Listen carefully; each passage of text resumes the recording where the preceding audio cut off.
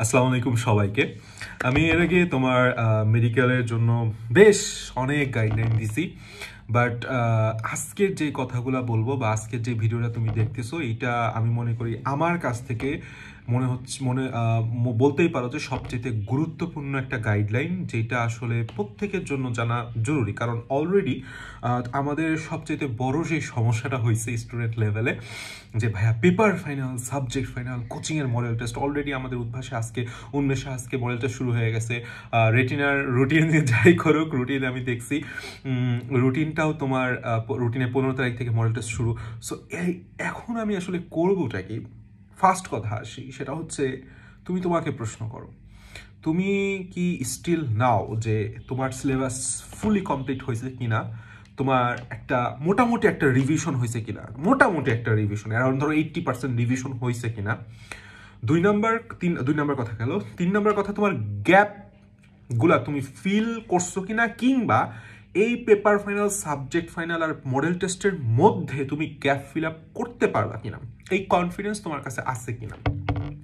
যদি উত্তর হয় হ্যাঁ, তাহলে তুমি মডেল টেস্ট দাও, পেপার ফাইনাল দাও, সাবজেক্ট ফাইনাল দাও, কোনো সমস্যা নাই। আসলে যদি আরো স্পেসিফিকলি বলতে চাই, যে পেপার ফাইনাল সবার জন্য না, সাবজেক্ট ফাইনাল সবার জন্য না। পেপার ফাইনাল, সাবজেক্ট ফাইনাল তাদের জন্যই যারা কোচিং পরীক্ষায় রেগুলার 80+ মার্ক তুলে আসছে বা 80+ মার্ক পেয়ে আসছে। সো তুমি যদি সেই ক্যাটাগরি স্টুডেন্ট না হও, paper final, subject final is a totally trap এবং টাইম ওয়েস্ট। কারণ আমি এর আগেও অনেক কথা বলছি যে আমাদের মেডিকেল ভর্তি পরীক্ষায় বেশ কিছু ট্র্যাপ আছে, ট্র্যাপ আছে। মানে স্টুডেন্টের টাইম ওয়েস্ট যেখানে হয়, স্টুডেন্টের ফোকাসটাকে ডিফোকাস করা হয়। সোজা সাপটা কথা, যে এই শেষ মুহূর্তের কোচিংগুলোর মডেল টেস্ট প্রোগ্রামের কারণে আমি ব্যক্তিগতভাবে মনে করি, কারণ আমি এটা ফেস করে আসছি, ব্যক্তিগত কারণে আমি মনে করি যে যেই স্টুডেন্টগুলো আসলে পাশই করতে পারতেছে না, অ্যারাউন্ড 60 to 70% স্টুডেন্ট যারা মাত্র 140 মার্কই তুলতে পারতেছে না, তারা ফেল করতেছে একমাত্র এই কোচিংগুলার মডেল টেস্টের প্রোগ্রামের কারণে। এটা আসলে কোচিংগুলোর দোষ না, এটা আসলে তোমার আমার দোষ। কারণ তোমাকে আমাকে বাস্তবমুখী হইতে হবে।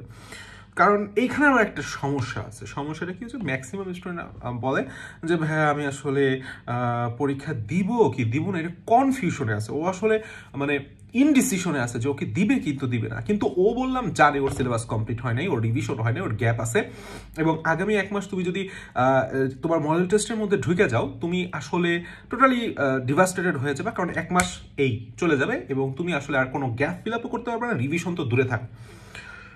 ম্যাক্সিমাম স্টুডেন্ট এখানে সমস্যা আমার কাছে কমপ্লেন করে যে ভাই বাসায় বুঝতেছে না, বাসার আব্বু আম্মু আমাকে জোর করতেছে, তাদের কাছে নাম্বার খুব ম্যাটার করে। নাম্বার আবার তাদের ফোনেও পাঠানো হয়, তারাও নাম্বার দেখে, সো তারাও প্রেশারাইজ করতেছে, প্রেশার দিচ্ছে, সব মিলে একটা হজবরল অবস্থা। সো এইখানে আমি তোমাকে একটা কথা বলি, সেটা হচ্ছে ডিসিশন লাইফ, তোমার ডিসিশন নিতে হবে তোমাকে। কারণ তোমার আব্বু আম্মু তোমার মেডিকেল ভর্তি পরীক্ষায় বসে নাই, কিংবা তোমার ওই জায়গাটায় ওই কোচিংয়ে কি হচ্ছে না হচ্ছে, কিংবা কোচিং পরীক্ষার মার্ক আদৌ কত ম্যাটার করে তারা দেয় নাই, তারা এই লাইফের এই স্টেজটা পার করে আসে নাই। সো তাদের এই ম্যাচুরিটিটা নাই যে তুমি বুঝবে যে মেডিকেলের জন্য আগে কতটা পরীক্ষা দেওয়া দরকার। তাদেরকে কোচিংগুলো ব্রেইন ওয়াশ করছে যে যত বেশি পরীক্ষা দিবে তত বেশি আপনার ছেলে ক্যাপাবল হবে, এত হাজার স্টুডেন্টের মধ্যে নিজেকে যাচাই করার সুযোগ পাবে। উন্মেষের যে ডায়লগটা সবসময় খুব মার্কা মারা ডায়লগ। সো তাদের কোনো ভুল আমি ধরতেছি না, বাট এই ব্রেইন ওয়াশটা তাদেরকে খুব ভালোভাবে করা হয়েছে। দ্যাটস ওয়াই তারা ভাবতেছে যে না, আমার ছেলে অথবা আমার মেয়েকে এখন বেশি বেশি পরীক্ষা দেওয়াইতে হবে। কিন্তু আলটিমেটলি দে আর রং, কারণ তারা চাচ্ছে ভালো, বাট হচ্ছে ঠিক উল্টাটা। তুমি যদি এখন বেশি বেশি পরীক্ষা দাও, পরীক্ষার উপর ফোকাস থাকো, তাহলে রিভিশনটা কে দিবে, গ্যাপটা ফিল আপ কে করবে? রেদার দেন তুমি যদি আমাকে প্রশ্ন করো যে ভাই আপনি সেকেন্ড টাইম কয়টা পরীক্ষা দিয়েছিলেন, আমি সেকেন্ড টাইম হাতে গোনা 5টা পরীক্ষা দিছি, তাও আবার নিজের কাছে। আমি কোচিং সেকেন্ড টাইমে কোনো কোচিংয়ের কিচ্ছু ধারধারি নেই। ফার্স্ট টাইমে আমি কোচিংয়ে পরীক্ষা দিয়েছিলাম overall paper final, subject final, model test মিলাই হচ্ছে 4টা বা 5টা।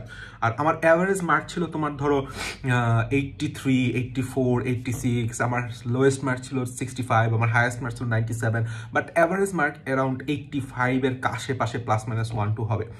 সো তুমি যদি নিজের উপর কনফিডেন্স থাকো, তখন তোমাকে এই বোল্ড ডিসিশনটা নিতে হবে যে তোমার বাস্তবতার ভিত্তিতে তোমাকে এখন কি করতে হবে। তোমার যদি সিলেবাস ইনকমপ্লিট থাকে, প্রপারলি রিভিশন না দেওয়া হয়, প্লিজ ভাই তুমি কোচিংয়ে যাইও না, এখন কোচিং বাদ দাও, এখন কোনো ধরনের কোর্সে কিনো না, কোনো ধরনের এই বই সেই বই কিনো না, মূল বইটা নিজে ভালো করে আবার বারবার ইম্পর্টেন্ট টপিক অ্যানালাইসিস করে সলভ করো, তোমার গ্যাপগুলোর উপর ফোকাস করো, যেই যে অধ্যায়গুলো তোমার বাকি আছে সেই অধ্যায়গুলোর উপর ফোকাস করো ভাই, সেই অধ্যায়ের সেই টপিকগুলো অ্যানালাইসিস করো, কোশ্চেন ব্যাংক অ্যানালাইসিস করো, অনুশীলনী প্রশ্ন বারবার সলভ করো। এইটা তোমার কাজে লাগবে, কারণ তুমি যদি শুধু পরীক্ষার পেছনে ছুটো, তোমার পরীক্ষা দিতে দিতে দেখবা যে, দেখো আমি তোমার একটা কথা বলি, আসলে আমাদের কিভাবে ব্রেন ওয়াশটা করা হয়, আজকে পেপার ফাইনাল, কালকে পেপার ফাইনাল, আবার সাবজেক্ট ফাইনাল না দিয়ে আবার দিছে কেমিস্ট্রি পেপার ফাইনাল। কেন রে ভাই, তুমি আজকে বোটানি পেপার ফাইনাল দাও, তারপরে জুলজি পেপার ফাইনাল দাও, তারপরে একদিন গ্যাপ দিয়ে সাবজেক্ট ফাইনাল দাও বায়োলজির, তাহলে তো আমার একটা গ্যাপ ফিল আপের একটা সুযোগ থাকে না। আমি বোটানি এতটুকু পড়ছি, জুলজি এতটুকু পড়ছি, ঠিক আছে, আমি বোটানির 8টা চ্যাপ্টার, জুলজির 10টা চ্যাপ্টার পড়ছি, তাহলে আমার আরও দেখা গেছে 6টা চ্যাপ্টার বাকি, আমি সাবজেক্ট ফাইনালের আগে 6টা চ্যাপ্টার কমপ্লিট করলেই আমার হয়ে যাচ্ছে। রেদার কি করা হয়েছে, আচ্ছা পেপার ফাইনাল সবগুলো পেপার ফাইনাল আগে আবার সাবজেক্ট ফাইনাল, তো সাবজেক্ট ফাইনালে যখন আসবে তখন একটা স্টুডেন্ট চিন্তা করবে একটা সাবজেক্ট, একটা বায়োলজি 24টা অধ্যায় আমি পড়বোটা কিভাবে একদিনের মধ্যে, তখন আসলে ও এইগুলো হারাবে ওইগুলো হারাবে, মানে ও ইম্পর্টেন্ট টপিকও রিভাইজ দিতে পারবে না, রিভিশনের অভাবে ও পরীক্ষার হলে কনফিউশনে ভুগবে, যার কারণে পারা জিনিস ভুল করবে। 2 নম্বর কথা হইতেছে ওর গ্যাপ ফিল আপ হবে না। গ্যাপ ফিল আপ না হলে কি হবে, ইম্পর্টেন্ট জায়গাগুলো যেখান থেকে মেডিকেল প্রশ্ন আসতেছে এবং সামনেও আসবে, সেই জায়গাগুলো ওর গ্যাপ থাকার কারণে পরীক্ষা হলে দাগাইতেই পারবে না। দ্যাটস ওয়াই আমি তোমাকে বলছিলাম আবার 60 to 70% স্টুডেন্ট ফেল করে একটা কারণে, যে সেটা হচ্ছে coaching model test. Coaching model test ভালো তাদের জন্য ভালো যারা, আমি আগে বলে আসছি, যারা প্রতিনিয়ত কোচিং পরীক্ষার আগে 80+ নাম্বার তুলে আসছে, হ্যাঁ, যারা টিপিক্যাল ভালো স্টুডেন্ট, যাদের দেখা গেছে একদম প্রথম থেকে যারা কোচিংয়ে রেগুলার ছিল, মানে রেগুলার 80+ মার্ক তুলে আসছে, তাদের জন্য model test, paper final, subject final বা মডেল টেস্টগুলো তোমার জন্য না। তুমি যদি 60 to 80-র মধ্যে তোমার নাম্বার থাকে, যে তোমার গড় নাম্বার হচ্ছে 73, 74, 75, তোমার নেগেটিভ বেশি যাচ্ছে, তোমার জন্য আসলে কোচিংয়ের মডেল টেস্ট প্রোগ্রাম না। এটা বুঝো যে কোচিংয়ের পেপার ফাইনাল, সাবজেক্ট ফাইনাল কাদের জন্য না। তোমার মধ্যে যদি সিলেবাস কমপ্লিট না থাকে, রিভিশন না দেওয়া থাকে, তোমার যদি এখনও সেই মেন্টাল স্যাটিসফ্যাকশনটা তুমি না পাও যে না আমার আরও পড়া দরকার, এটা বুঝতেছো, তাহলে তোমার পেপার ফাইনাল দেওয়ার কোনো দরকার নেই, এবং এটা কারেক্ট ডিসিশন। এটা নিয়ে কখনোই হতাশা ভুগেও না যে কেউ ওরা পরীক্ষা দিচ্ছে বলে ওরা আগায় যাচ্ছে না। তুমি আলটিমেটলি 30 দিন পর যখন 12 ডিসেম্বর ভর্তি পরীক্ষা হবে, তুমি ওইটার ফলটা লাভ করবা। তবে হ্যাঁ, অবশ্যই নিজের কাছে পরীক্ষা দিতে হবে। আমি বারবার বলতেছি, তুমি শুধুমাত্র যে তুমি যদি এটা ভেবে থাকো যে আমি পরীক্ষার মানে এগেনস্ট, এটা ভুল। আমি কোচিংয়ের রুটিনে পরীক্ষা দেওয়ার এগেনস্টে, কারণ কোচিংয়ের রুটিন তো তোমার আমার সাথে মিলবে না। আমি আমার গ্যাপ জানি ভাই, কিন্তু আমার গ্যাপ তো আর তোমার গ্যাপ না, তুমি তোমার গ্যাপ জানো। তো তুমি কি করলা, তুমি সে টু সে মনে করলা যে আগামী 3 দিন আমি বোটানি পড়বো, বোটানি পরে আমি পেপার ফাইনালটা দিব, হ্যাঁ, এবং আবার 3 দিন আমি জুলজি পড়বো, জুলজি পরে পেপার ফাইনাল দিব, এরপরে একদিন গ্যাপ নিয়ে সাবজেক্ট ফাইনাল দিব। ওকে, বেস্ট। সো তুমি তোমার রুটিনটা ফলো করো, তোমার রুটিন ফলো করে তারপর সেই অনুযায়ী তুমি কালেক্ট করো, পরীক্ষা দাও। আমি জয়কুলি মেডি মডেল টেস্টটা ফলো করছি একদম A to Z, সব প্রত্যেকটা মডেল টেস্ট আমি দিছি। এটা মেবি অলরেডি বাজারে হয়েও গেছে, তুমি চাইলে কিনতে পারো। আমি এটা প্রমোশন করতেছি না, আমাদের সময় এত বই ছিল না, ঠিক আছে, এত বই, এত পাবলিকেশনস, অনলাইন কোনো কোচিং ছিল না আসলে তখন। সো আমার কাছে জয়কুলি মেডি মডেল টেস্টের প্রশ্নটা স্ট্যান্ডার্ড মনে হয়েছিল সবচেয়ে বেশি। আমি রেটিনার প্রশ্নের কথাও বলতেছি না, উন্মেষের প্রশ্নের কথা বলছি না, they all are standard, but আমার কাছে মনে হয়েছে জয়কুলি মেডিকেল যে মডেল টেস্ট আছে সেই বইটা খুব ভালো। শেষ মুহূর্তে আর একটা সমস্যা স্টুডেন্টের মধ্যে হচ্ছে, সেটা হচ্ছে ভাই শেষ মুহূর্তে আসলে জিকে ইংলিশ কীভাবে পড়তে হবে, বা আমি পরীক্ষার আগে আসলে জিকে ইংলিশ কীভাবে পড়বো। সবচেয়ে বেটার হয় হচ্ছে জয়কুলির একটা হাইলাইটস বের হয়, জিকে ইংলিশের হাইলাইটস, খুব চমৎকার, আমার কাছে খুব চমৎকার লাগছে পার্সোনালি, খুব চমৎকার লাগছে, খুব কম পাবলিকেশনসে এত সুন্দর কম্প্যাক্ট বই বের করে।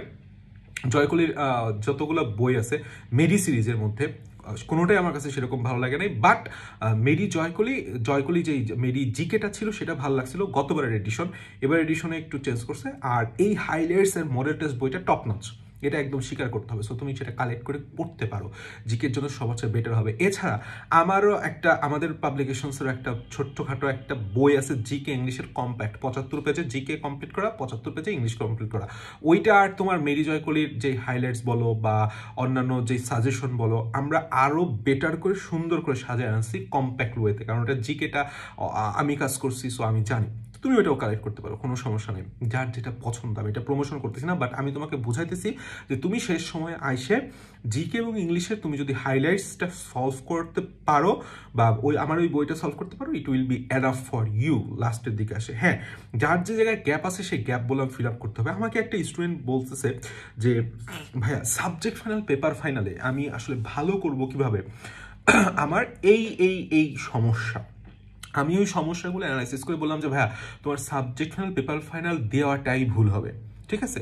আর ভালো কিভাবে দিব এটার কোনো আসলে উত্তর হয় না, কারণ যারা অ্যাকচুয়ালি ভালো স্টুডেন্ট, যারা 80+ পেয়ে আসছে, ওরা অলরেডি বললাম ওই সময় রিভিশনের মধ্যে ছিল। তুমি কি মনে করো যে একটা ভালো স্টুডেন্ট, একটা টপার স্টুডেন্ট, ও ধরো 1 সপ্তাহ আগে যেই অধ্যায়টা পড়ছে, ও সারা মাসই ওইটা শুধুমাত্র একবারই পড়ছে না, ওর বললাম নিজস্ব রুটিন আছে যেটা তুমি জানো না, যেটা আমি জানি না। ও দেখা গেছে কেমনে হয়েও ওই 1 সপ্তাহ আগের পড়া, 2 সপ্তাহ আগের পড়া, 1 মাস আগের পড়া ঠিকই রিভিশন দিছে। সো ওর বললাম ওই রেগুলার পড়ার মধ্যেই ও রিভিশন সেফেস্টটা নিয়ে আসছে। সো রিভিশন দেওয়ার কারণে ওর এখন মাথার মধ্যে সব সুন্দরভাবে গেঁথে আছে, ও পেপার ফাইনাল সাবজেক্ট ফাইনাল দিবে। তোমার মধ্যে যদি এটা না থাকে, তোমার পেপার ফাইনাল সাবজেক্ট ফাইনাল দেওয়ার কোনো দরকার নাই। এই পর্যন্তই আমার কথা, আশা করি বুঝাইতে পারছি। সো যাদের এই সমস্যাটা হচ্ছে তারা কাইন্ডলি এটা সলভ করো। যাদের ফ্যামিলিগতভাবে প্রেশার দিচ্ছে, বুঝলে বুঝাও, না বুঝলে চুপ করে বুঝে থাকো, তুমি তোমার মতো করে আগাও। কারণ আলটিমেটলি তোমার 12 ডিসেম্বর ভর্তি পরীক্ষায় তুমি বসবা, তখন তোমার যদি চান্স পাও সবাই তোমাকে নিয়ে মাতামাতি করবে, যদি চান্স না পাও কেউই তোমাকে মাতামাতি করবে না। তোমার আপনজন থেকে শুরু করে কোচিং পরীক্ষা কেউই তোমাকে চিনবে না। তখন আসলে দুনিয়াটা খুব কনজাস্টেড মনে হবে, ঠিক আছে, মনে হবে 4 দেয়ালের দুনিয়া, অথচ দুনিয়া বলে অনেক বড়। সো নিজেকে বেশি টাইম দাও, নিজের পড়ার উপর ফোকাস করো, নিজের গ্যাপগুলো ফিল আপ করো, নিজের সিলেবাস শেষ করো, নিজের রুটিন বানাও। ইভেন আমার কথাগুলো যদি তোমার এগেনস্টে যায়, আমার কথা শোনার কোনো দরকার নেই, তুমি তোমার মতো করে আগাইতে থাকো কনফিডেন্ট হয়ে, কনফিডেন্স নিয়ে, একদম 100% কনফিডেন্স নিয়ে আগাইতে থাকো। ইনশাল্লাহ ভালো রেজাল্ট হবে। Best of luck.